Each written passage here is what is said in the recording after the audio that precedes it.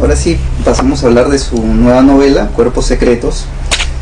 Leí una reciente reseña de Javier Ágreda en La República que decía que no estaba dentro de lo mejor de su obra.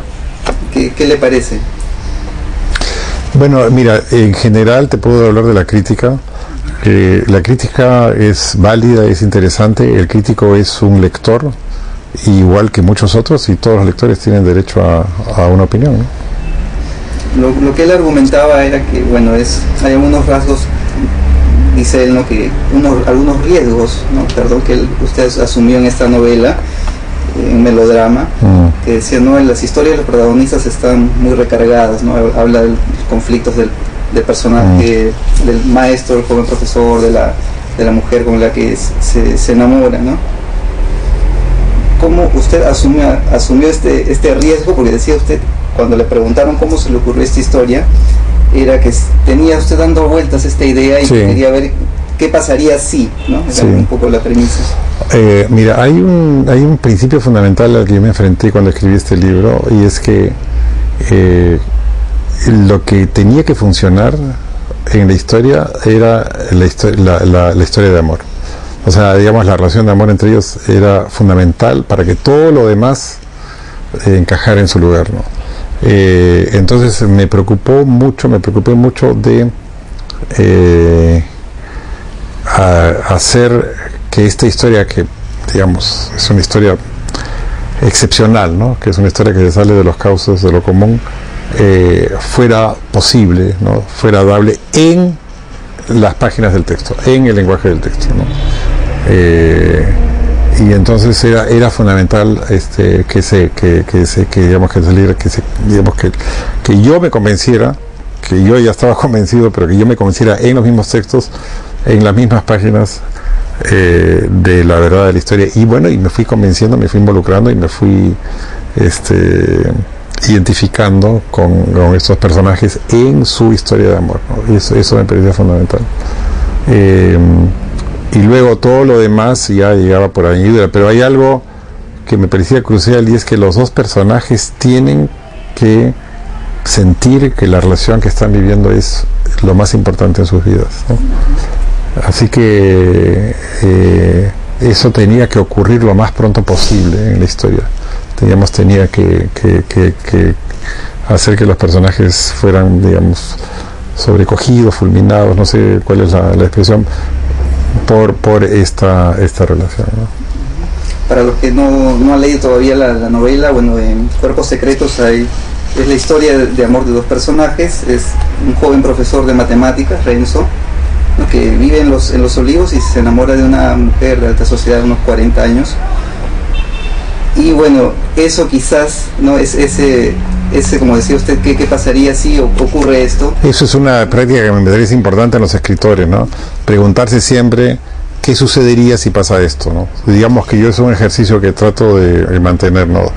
O sea, buscar situaciones excepcionales y ver cómo puedan esas situaciones hacer revelaciones sobre nuestra vida colectiva, ¿no?, y privada, ¿no?, la vida de los personajes. Pero lo otro que me parecía fundamental es que no fueran prototipos, o sea, no fuera, digamos, un prototipo social, la señora, la mujer de clase alta y el joven de clase emergente, sino que fueran personas individuales, seres de carne y hueso, seres concretos, ¿no? O sea, que un escritor nunca escribe con prototipos, siempre escribe con individuos, ¿no?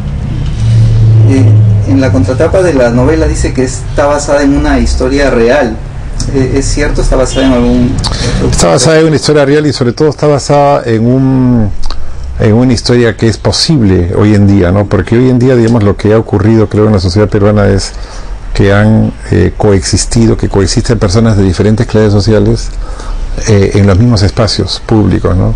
O sea, que ha habido una clase emergente que ha logrado tener un estatus económico, y que hoy día en los colegios, en las oficinas, en los espacios, digamos, de vida colectiva en general, puede haber personas de diferentes orígenes sociales que sin embargo puedan tener relaciones, y eso era algo que era muy difícil hace 50 años o hace algunas décadas.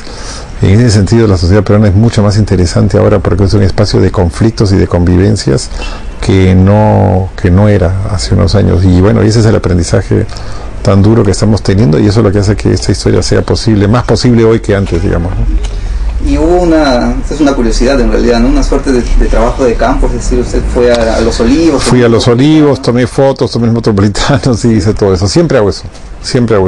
Y bueno, y también fui a Asia, que nunca voy, ¿no? Nunca en mi vida he ido a Asia, y fui esta vez solo con el único propósito de tomar fotos y de prepararme para contar esa historia, ¿no?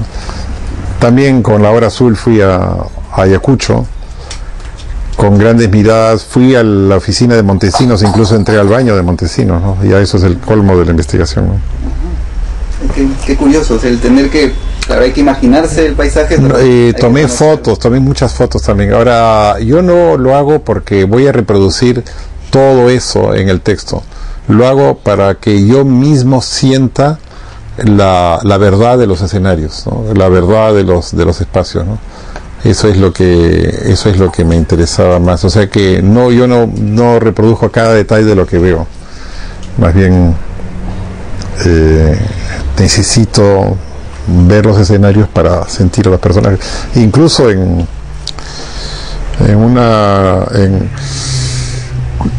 La Hora Azul hay una escena en el Bosque del Olivar que escribí en el Bosque del Olivar. O sea, ya es el colmo, ¿no? de la sensación de... Y en La Venganza del Silencio también había escenas que ocurrían en tal o cual lugar, y yo iba a ese lugar a escribirla. Por lo menos la primera versión, ¿no? Y también está presente el thriller o lo policial también en esta novela. Sí, porque ese es un tema que me ha interesado siempre, porque creo que en cierto sentido escribir es una actividad parecida a la que tiene un detective, ¿no? Porque el escritor como el detective buscan una verdad que está oculta detrás de unas apariencias, y digamos van tratando de desentrañar, ¿no? Una verdad oculta, y en ese sentido, bueno, escribir es una aventura, igual que desentrañar un misterio también es una aventura, ¿no? Lo que pasa es que el detective, claro, descubre el criminal, el escritor a lo mejor pues no descubre nunca nada, pero sigue buscando, sigue preguntándose, ¿no? Las novelas en general creo que no dan respuestas, ¿no? Las novelas se hacen preguntas, pero se contestan con nuevas preguntas y con nuevas preguntas, y al final eso es lo más interesante y lo más atractivo de escribir, ¿no? Las nuevas preguntas que nos va revelando esta gran exploración que es el arte de narrar.